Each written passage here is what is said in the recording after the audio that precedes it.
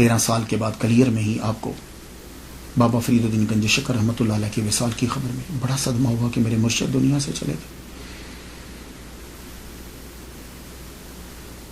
مرشد کی یاد اور مرشد کی باتیں جب سنا رہے تھے تو سید شمس الدین ترک علوی قلندر رحمۃ اللہ علیہ سے کہنے لگے، پانی پتی سے کہنے لگے، میرے پیر کو فنا و بقا دونوں مقام حاصل تھے.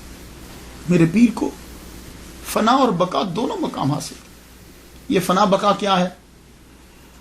یہ ٹرمینالوجی ہیں. اس کے لیے آپ کو میں ریکمینڈ کروں گا رسالہ کشیریہ، اس میں بھی ہے اور بھی اولیاء کرام نے لکھا ہے. یہ رسالہ کشیریہ کو میں دیکھ رہا تھا، ابو القاسم کشیری رحمۃ اللہ علیہ نے لکھا ہے. اس کے اوپر فنا اور بقا جو ہے، سادہ طریقے سے انہوں نے یہ کہا ہے کہ فنا کیا ہے؟ چیزوں کو، برائیوں کو ترک کر دینا، خواہشات کو چھوڑ دینا. تو جب خواہشات چھوٹ جاتی ہیں، برائیاں چھوٹ جاتی ہیں، تو پھر اچھائیوں کی بقا ہو جاتی ہے. تو آدمی جب اپنی خواہشات کو ختم کر دیتا ہے تو پھر وہ رب کے ساتھ ہی تو بچتا ہے، پھر تو باقی تو کچھ رہا ہی نہیں. یہ سادہ لفظ ہے، ویسے تو اس کے گہرائی و گہرائی بہت ہے، آپ خود پڑھ لیجیے گا. تو فنا اور بقا کیا ہے؟ ویسے سمجھاؤں فنا اور بقا کیا ہے؟ سادہ لفظوں میں یہ ہے کہ بندہ مرنے کے بعد بھی نہیں مرتا. لو بھائی، یہ اس سے سادہ اور نہیں کر سکتا میں. بڑی خوبصورت مثال دی ہے انہوں نے.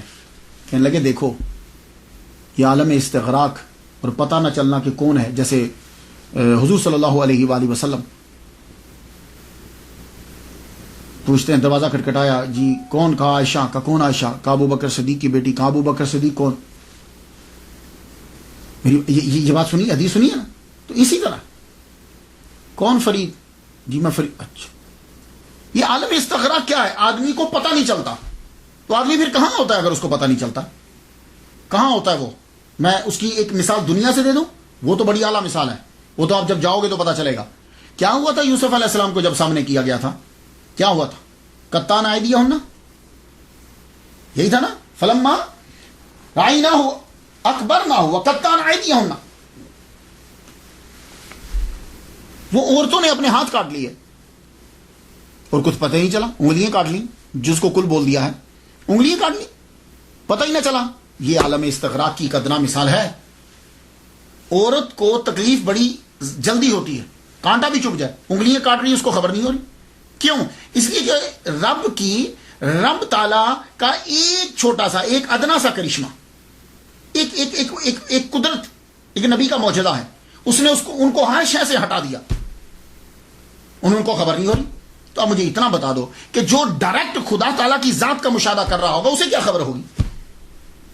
تو اس لیے اولیاء کرام کو اور تصوف کو پہلے سمجھ لو یار.